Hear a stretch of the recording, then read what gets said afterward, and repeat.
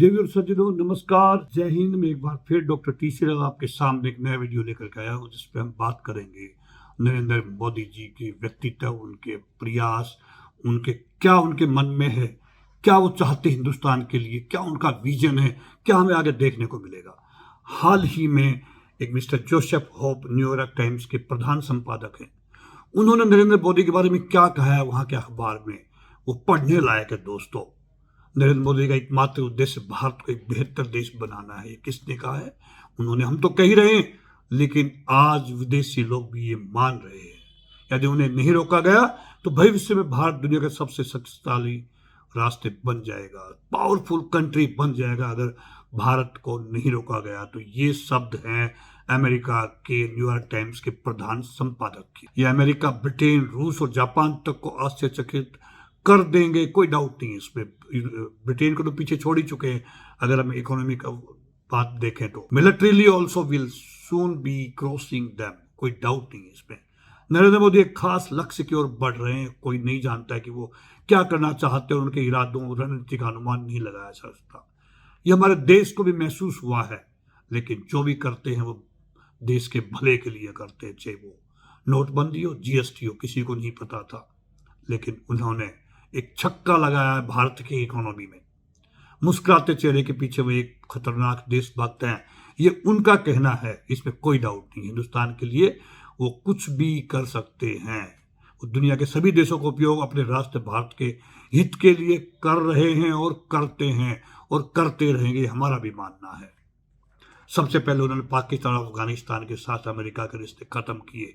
पूरी दुनिया जानती है हमारी जो पॉलिटिकल डिप्लोमेसी, ये तीनों चीजें जो हमारी देखी जाए, साथ रख के हम देखें तो सबको पता है आज कि अमेरिका इन दोनों कंट्री से कितना दूर जा चुका है।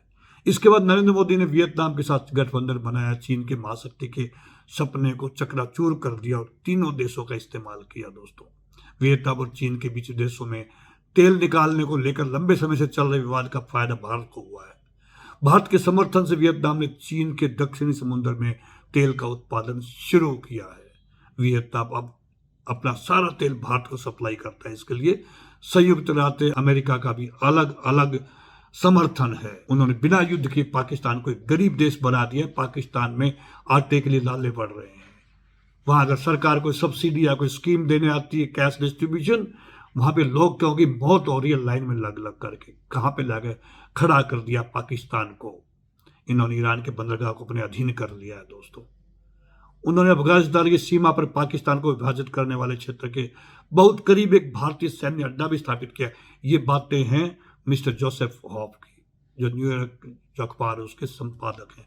उनकी बातों को मैं आपके सामने दोहरा रहा हूं कि उनके मन में मोदी के बारे में क्या विचार है। भारतीय व्यापार को बढ़ाने के लिए इन्होंने ईरान, पाकिस्तान को छोड़कर अफगानिस्तान तक एक मार्ग भी बनाया है। नरेंद्र मोदी की इच्छाएं एक एक करके बढ़ती जा रही है। दोस्तों, धारा 370-35 को खत्म कर दिया है। इच्छाएं बढ़ती जा रही, किसके लिए? अपने देश के लिए, अपने देशवासियों के लिए, भारतवासियों के लिए। एक दिन ये पाक अधिकृत कश्मीर पर पूरी तरह कब्जा कर लेंगे, फिर कोई डाउट नहीं है। हमारे कंट्री की अभी प्लानिंग शुरू हो गई है इसके बारे में। पाकिस्तान घबराया हुआ है और वहां के लोग हिंदुस्तान में, पीओके के लोग हिंदुस्तान में सम्मिलित होना चाहते हैं, बिकॉज वहां भूखमरी है। वहां लोगों के पास पैसा नहीं है खर्च करने के लिए, वहां बच्चों के लिए स्कूल नहीं रहे पढ़ाने के लिए। पाकिस्तान का पारंपरिक सहयोगी सऊदी अरब भी पाकिस्तान के विभाजन में अहम भूमिका निभाएगा। अभी सब मिडल ईस्ट कंट्रीज ने पाकिस्तान का साथ छोड़ दिया और हिंदुस्तान से साथ में आ रहे हैं। मिस्र के अंदर आपने देखा कैसे नरेंद्र मोदी का स्वागत हुआ, वहां की जनता ने उनको आंखों में बैठा लिया। सबसे सर्वोच्च पुरस्कार नरेंद्र मोदी को, peace time award Narendra Modi को दे दिया।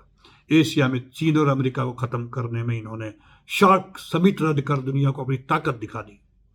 नरेंद्र मोदी एशिया पर भारत की श्रेष्ठता बरकरार रखने में सफल रहे हैं। दोस्तों, कितनी बड़ी बात है। उन्होंने संयुक्त अरब अमीरात में उतरने पर पाकिस्तान के विदेश मंत्री पर जुर्माना लगाया और मंत्री को वापस भेज दिया। दोस्तों, ये काम कम नहीं है। अगर हम नरेंद्र मोदी के बारे में सोचें तो मलेशिया ने पाकिस्तान पर बकाया कर्ज वसूलने के लिए पाकिस्तान के हवाई जहाज को अपने कब्जे में ले लिया। क्या हालत कर दी पाकिस्तान की।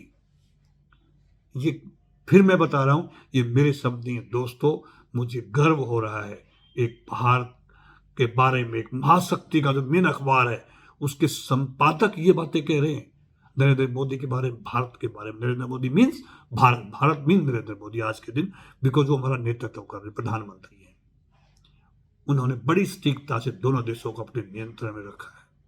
चीन के वियतनाम तेल मुद्दे के मामले में चीन तेल मांगेगा, फिर वो पाकिस्तान अधिकतर कश्मीर मांगेगा। चीन कुछ नहीं कर सकता।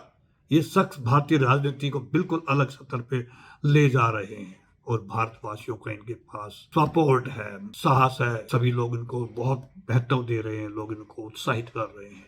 वे देश ऐसा सोचते हैं और व्यवहार करते हैं। कई बार प्रत्येक देश के कई दुश्मन हो, लेकिन भारत के पास पाकिस्तान के अलावा कोई भी दुश्मन नहीं है। भारत का दुनिया के सभी देशों का मित्र बनना लगभग तय है। चीन के चारों तरफ 14 देश हैं।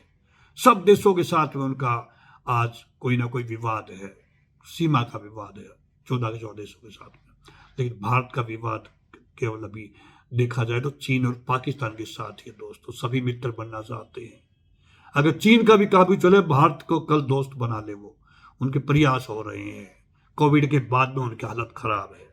ये पाकिस्तान को असली युद्ध से भी ज्यादा नुकसान पहुंचा रहा है मोदी। मुस्लिम देशों को पाकिस्तान के खिलाफ इस्तेमाल करके नरेंद्र मोदी ने खुद को दुनिया के सर्वश्रेष्ठ नेताओं में से एक साबित कर दिया है।